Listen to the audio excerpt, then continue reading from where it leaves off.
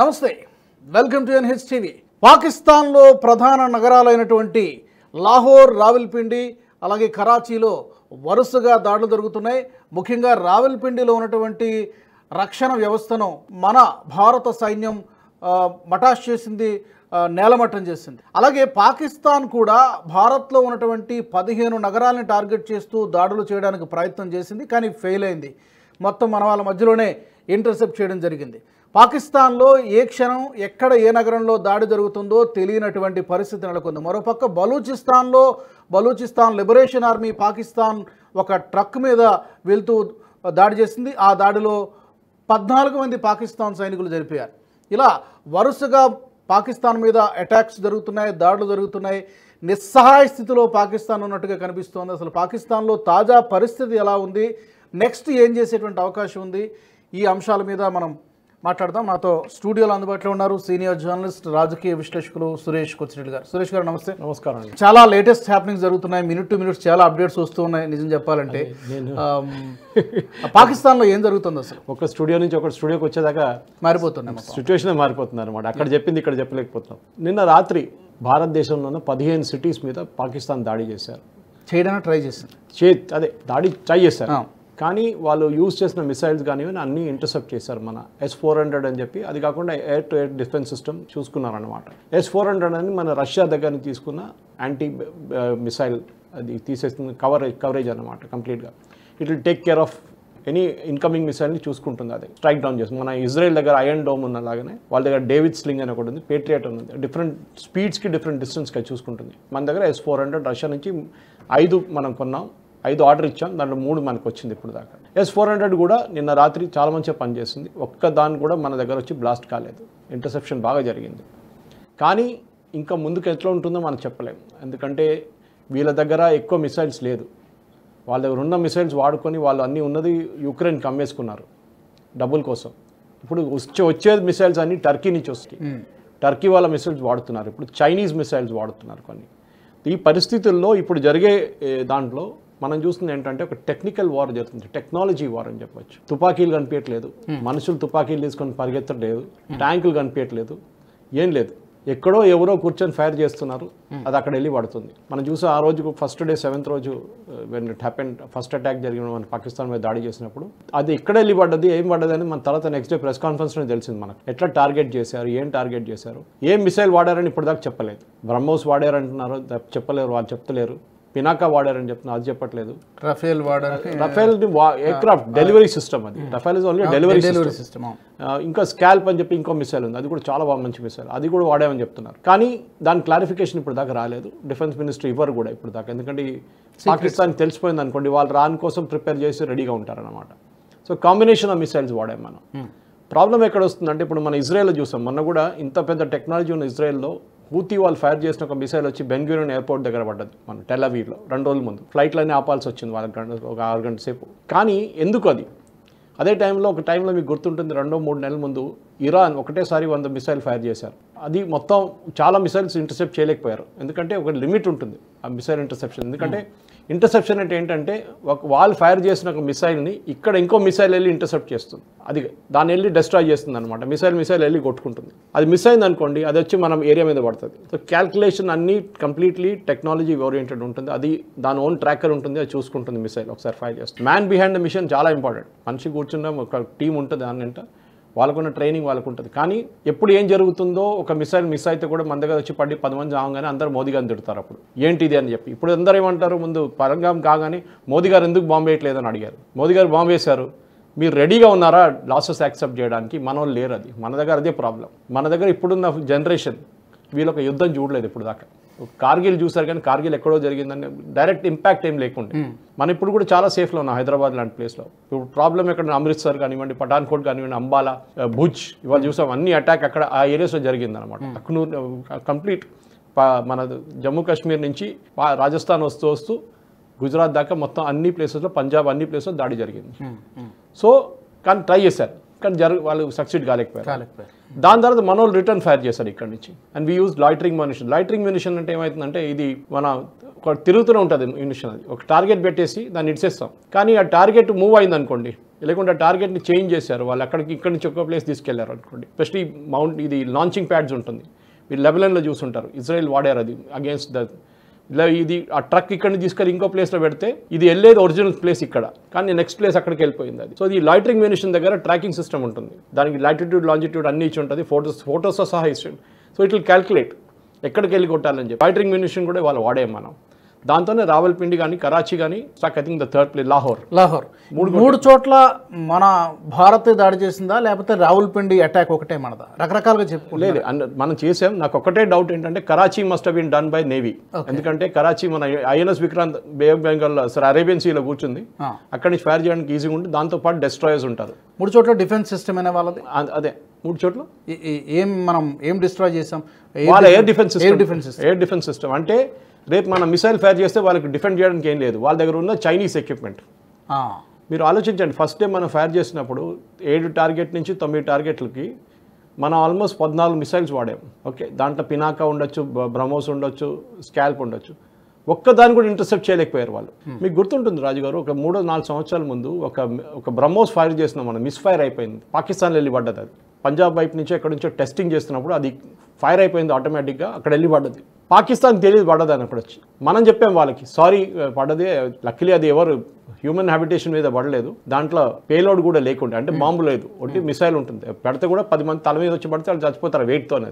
కానీ ఎక్స్ప్లోజన్ ఏమి ఉండదు దాంట్లో, పేలోడ్ ఏం లేకుండా టెస్టింగ్ ఫేస్లో ఉంటుంది. అప్పుడు మనకు తెలిసిపోయింది. ఆ రోజు నాకు డౌట్ వచ్చింది అప్పుడే, ఇదేంటో ఇది మనం కావాలని చేసామా అని చెప్పేసి. చాలా జోకులు నడుస్తున్నాను ఆ టైంలో, పాకిస్తాన్ చూసుకుంటా కూర్చున్నారా ఇది ఎక్కడికి వస్తుందని చెప్పేసి. ఆ రోజు మాకు అప్పుడే డౌట్ ఉండే, పాకిస్తాన్ దగ్గర ఉన్న సిస్టమ్, వాళ్ళ ట్రాకింగ్ సిస్టమ్ పనిచేయట్లేదు. అంటే ఈ మిసైల్ వస్తున్న వాళ్ళకి తెలిసిపోతుండే ఈజీగా. 25 మినిట్స్ ఆపరేషన్ జరిగింది కదా, ఈ 25 మినిట్స్ అర్ధరాత్రి అయినా కూడా ఎక్కడ ట్రాక్ చేయలేకపోయారు. వాళ్ళ ఎయిర్క్రాఫ్ట్, వాళ్ళ ఫైటర్ పైలట్స్ ఏం చేస్తున్నారు? మీరు ground base system, tracking system okay, అది ఫెయిల్ అయింది అనుకోండి, మీ ఎయిర్క్రాఫ్ట్ ఎయిర్లో ఉంటుంది కదా, మీరు మీ వారం నుంచి తిరుగుతున్నారు, రాత్రిపూట మీరు ఎయిర్క్రాఫ్ట్ తిరుగుతున్నారు, వాళ్ళ దగ్గర ఎయిర్ టు ఎయిర్ సిస్టమ్స్ ఉంటుంది, వాళ్ళు దాన్ని డిస్ట్రాయ్ వాళ్ళు ఎందుకు చేయట్లేదు? So anyway maybe we're lucky, చెప్పలేము.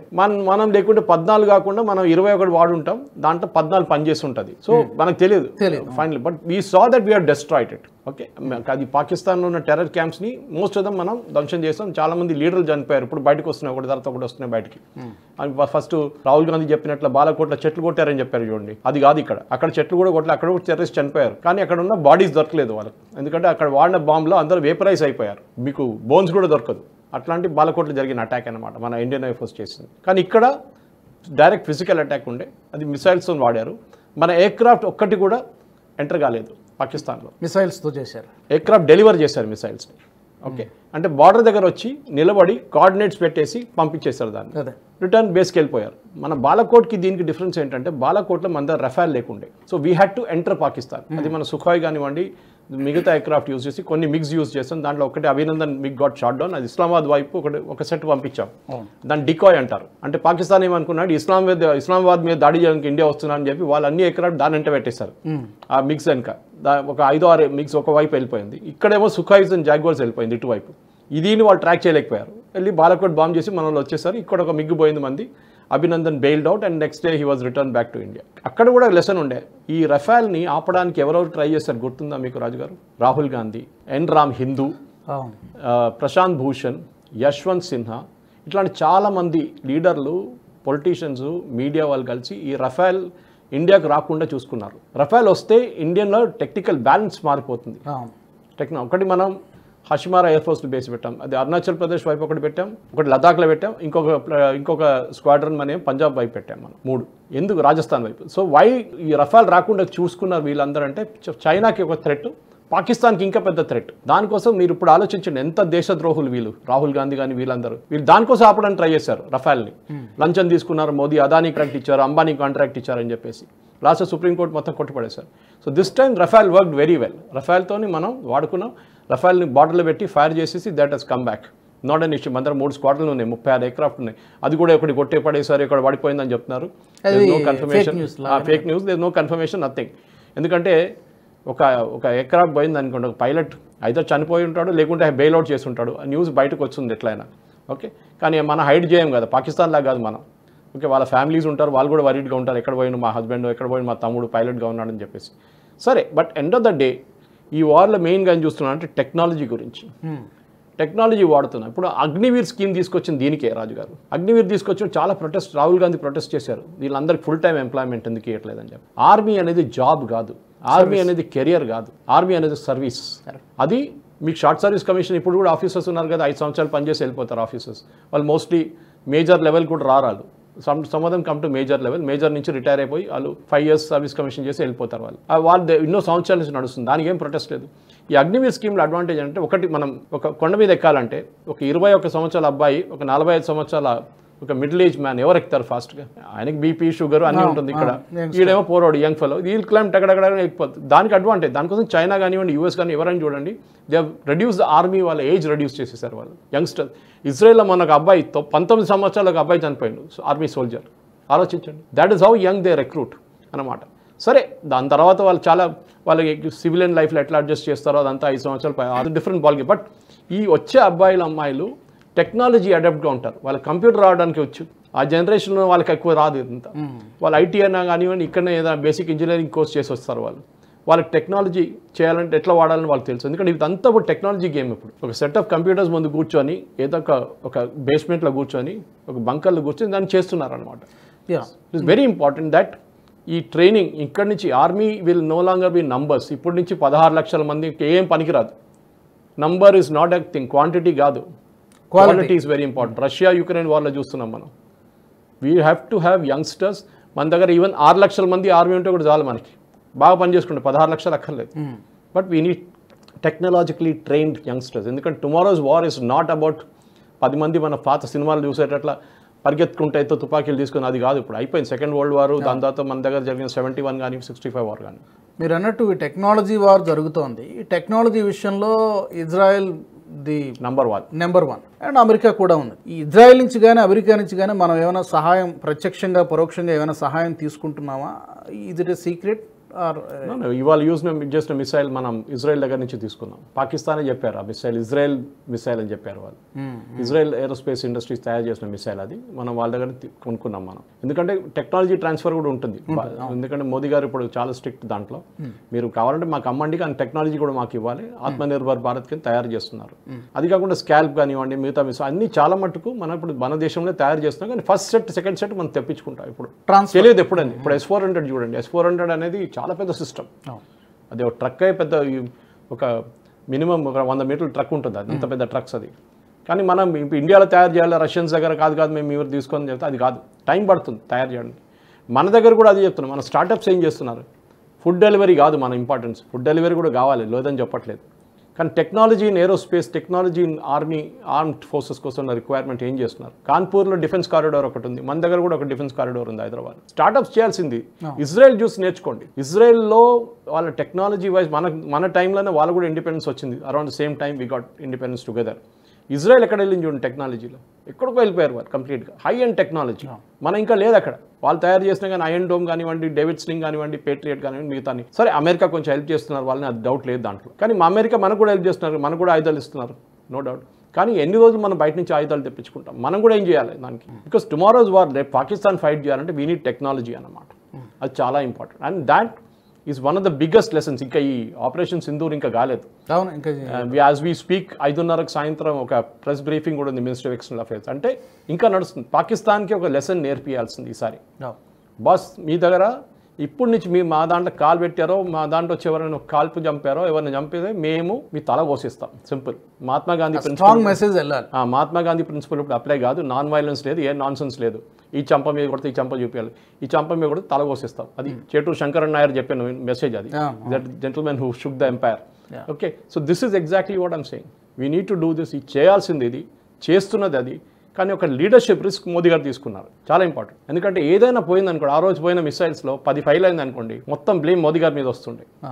As a leader he has to take the responsibility. Succeed అయ్యారు, అందరూ చప్పట్లు కొడుతున్నారు, మోదీ గారు బాగున్నారు. రేపు 20 మంది చనిపోతారు, ఏదో బాంబు పడి పాకిస్తాన్ పెట్టే బాంబులా బ్లాస్ట్ చేస్తే మోదీ గారు ఏం చేశారు? ట్రాకర్ సిస్టమ్ ఏమైంది? ఆర్మీ వాళ్ళు ఏం చేస్తున్నారు? ఎయిర్ ఫోర్స్ వాళ్ళు నిద్రపోతున్నారు. క్వశ్చన్ చేయడం చాలా ఈజీ. ఇంకోటి మెయిన్లీ బిపిన్ రావత్ గారు చెప్పినట్ల థియేటరైజేషన్ ఆఫ్ కమాండ్ కూడా వచ్చింది దీంట్లో. ఎయిర్ ఫోర్స్ ఆర్మీ కలిసి పనిచేస్తున్నారు నేవీతో. లేకుంటే వీళ్ళందరూ ఇండివిజువల్ సైలోస్లో పనిచేస్తుండే ముందు. ఆర్మీ వాళ్ళు ఏమైనా ఎయిర్ ఫోర్స్ దగ్గర హెల్ప్ అడిగితే వాళ్ళ కమాండ్ నుంచి ఎయిర్ ఫోర్స్ మొత్తం పర్మిషన్ తీసుకోవాలి. ఇప్పుడు అది అక్కర్లేదు. ఆన్ బ్యాటిల్ ఫీల్డ్ అక్కడే పర్మిషన్, ఒకటే కమాండ్ కింద పనిచేస్తారు వాళ్ళందరూ. ఆర్డర్ ఇస్తే అందరూ you have to follow it, is no other choice అన్నమాట. దానికోసం ఇజ్రాయెల్ ప్రస్తావన తీసుకొచ్చారు కాబట్టి ఇజ్రాయెల్ మొసాద్ ఎంత శక్తివంతమైనదో మనకు తెలుసు. ఈ రోజున మన నిఘా వ్యవస్థ గురించి మనం మాట్లాడుకోవాలి. ఎందుకంటే ఎంతగా మనల్ని రక్షిస్తున్నారో, ఎన్నిటిని మన వాళ్ళు పసిగట్టి చేస్తున్నారు అనేది. తాజా పరిస్థితులు చూస్తుంటే మొసాద్తో ధీటుగా పనిచేయగల శక్తి, సామర్థ్యము మన రాకి కూడా ఉందా అనిపిస్తోంది మనకి. చాలా అది మనం బయట మాట్లాడలేం, కానీ there must be lot of work happening ఇజ్రాయెల్తోని. మనకి ఇద్దరికి ఒక కామన్ థింగ్ ఉంది. ఇజ్రాయెల్ అన్ని ఎనిమీస్తో సరౌండ్ అయి ఉన్నారు. జార్డన్, సిరియా, ఈజిప్ట్, వీళ్ళందరూ ఇక ఒక గాజా, ఆక్యుపైడ్ వెస్ట్ బ్యాంక్, ఇదంతా అంటారు కదా చూడండి. వీళ్ళు ఇదంతా కంప్లీట్ వీళ్ళని సరౌండ్ చేసి ఉన్నారు. వెస్ట్ బ్యాంక్ కానివ్వండి, గాజా కానివ్వండి, ప్యాలెస్టైన్లో ఈజిప్ట్, జార్డన్, సిరియా వీళ్ళందరూ ఒకసారి అటాక్ చేసింది ఇజ్రాయెల్ మీద. 2 సార్లు చేశారు వాళ్ళు. సో ఇప్పుడు క్వైట్గా ఉన్నారు వాళ్ళు, ఎక్కువ లొల్లి చేయట్లేదు. అటువైపు హూతీలు ఫైర్ చేస్తున్నారు, ఇక్కడ నుంచి ఇరాన్ ఫైర్ చేస్తున్నారు, పైనుంచి లెబనాన్ ఫైర్ చేస్తున్నారు. Israel is surrounded by enemies, అందరూ ఉన్నారు చుట్టుపక్కల. మనకు కూడా అంతే కదా, ఒకవైపు పాకిస్తాన్, ఇంకోవైపు చైనా, ఇంకోవైపు బంగ్లాదేశ్ కొత్తగా తయారయ్యారు, ఇట్లా ఉన్నారు. సో వీఆర్ ఆల్సో ఫేసింగ్ ఒక ఎగ్జిస్టెన్షియల్ క్రైసిస్. కానీ మన ప్రజలు, ఇజ్రాయెల్ ప్రజలకు చాలా డిఫరెన్స్ ఉంది. వాళ్ళకి ఒక సెక్యూరిటీ కల్చర్ ఉంది వాళ్ళ దాంట్లో. వాళ్ళకి దేశం మీద ఏదైనా దాడి జరిగితే అందరు కలిసి ఒకటే ఉంటారు. They are all united. మన దగ్గర అట్లా కాదు. పాకిస్తాన్ ఫ్లాగ్ రోడ్డు మీద అంటిస్తే తీయడానికి మనుషులు ఉన్నారు మన దేశంలో. నిన్న ఒక ఇంటర్వ్యూ చూశాను ఇక్కడ మన వెస్ట్ బెంగాల్ కలకటాలో. ఒక అమ్మాయి చెప్తుంది, I don't want name the religion of that girl, చాలా clear which religion she is wearing a burqa. ఎందుకు పాకిస్తాన్కి నీళ్ళు ఇవ్వకపోవడం చాలా పెద్ద తప్పు అంటుంది ఆమె. ఆలోచించండి. మన దేశంలోనే అంతర్గత శత్రువులు చాలా ఉన్నారు, ఇక్కడ ఉన్నారు. 2.5 ఫ్రంట్ వార్ అని బిపిన్ రావత్ గారు చెప్పింది ఇదే. పాకిస్తాన్, చైనా ప్రాబ్లం లేదు, డీల్ చేయొచ్చు. కానీ మన దగ్గర ఉన్న ట్రైటర్స్ ఉన్నారు చూడండి, మన దేశంలోనే ఇక్కడ తిండి తిని ఇక్కడ ఉన్న ఫెసిలిటీస్ తీసుకొని మన దేశం మీద చేస్తున్న ట్రైటర్స్ ఉన్నారు. వాళ్ళని చూసుకో. దాంట్లో మీడియా కూడా ఉన్నారు. నరసింహన్ రామ్ హిందూ నిన్న 3 ఎయిర్క్రాఫ్ట్ డౌన్ అయిందని చెప్పి ట్వీట్ చేశారు వాళ్ళు హిందూ. దాని తర్వాత అన్ని పబ్లికేషన్స్ పికప్ చేసుకున్నారు, ఇంటర్నేషనల్ పబ్లికేషన్. దేం చేశాడు, 3 గంటల తర్వాత డిలీట్ చేసి పడేశాడు, సారీ దట్ ఇస్ మిస్టేక్ అని చెప్పి. కానీ డ్యామేజ్ ఇస్ ఆల్రెడీ డన్. అందరు దాని స్క్రీన్ షాట్ తీసుకొని వేసుకున్నారు. న్యూయార్క్ టైమ్స్ నుంచి, వాషింగ్టన్ పోస్ట్ నుంచి అందరూ, ఈ యూకే పబ్లికేషన్స్ అంత పెద్ద పుకారు, ఇండియాది 3 ఎయిర్క్రాఫ్ట్లు పోయింది. మనం బార్డరే క్రాస్ చేయలేదురా నాయన, ఎక్కడి నుంచి జరుగుతుంది, వాళ్ళు ఎక్కడ ఫైర్ చేస్తారు. సో దిస్ ఇస్ ఈ డిస్ఇన్ఫర్మేషన్ క్యాంపెయిన్. ఇదే హిందుస్థాన్ టైమ్స్ వాళ్ళు వాడారు, డెక్కన్ హెరాల్డ్ వాళ్ళు, వీళ్ళందరూ చేశారు. ఇట్లాంటి వాళ్ళని ఫస్ట్ బ్యాన్ చేసి పడేయాలి. అప్పుడు ఒక మెసేజ్ వెళ్తుంది, దేశం ఇంత సీరియస్ సిచ్యువేషన్లో పోతున్నప్పుడు మీరు పాకిస్తాన్ సపోర్ట్ చేస్తున్నారు. మీరు ప్రింటెడ్ పబ్లికేషన్ ఇవాళ చూసాను, సేమ్ న్యూస్ రిపీట్ చేశారు. మళ్ళీ ఎవరు, పాకిస్తాన్ డిఫెన్స్ మినిస్టర్ని ఇంటర్వ్యూ చేశారు CNN వాళ్ళు. అందరు నవ్వుకున్నారు. ఆయన ఏమన్నాడు, ఎక్కడ మీకు న్యూస్ వచ్చిందంటే ఇండియాలో సోషల్ మీడియాలో వచ్చింది అంటున్నారు. 5 ఎయిర్క్రాఫ్ట్లు పడిపోయిందంట. ఆలోచించి 5 ఎయిర్క్రాఫ్ట్ కింద మేము కొట్టుపడేస్తామని పాకిస్తాన్ అంటే, మీరు చేశారంటే నాకు తెలియదు, ఇండియాలో మీరు సోషల్ మీడియా చెప్తున్నారని చెప్పి.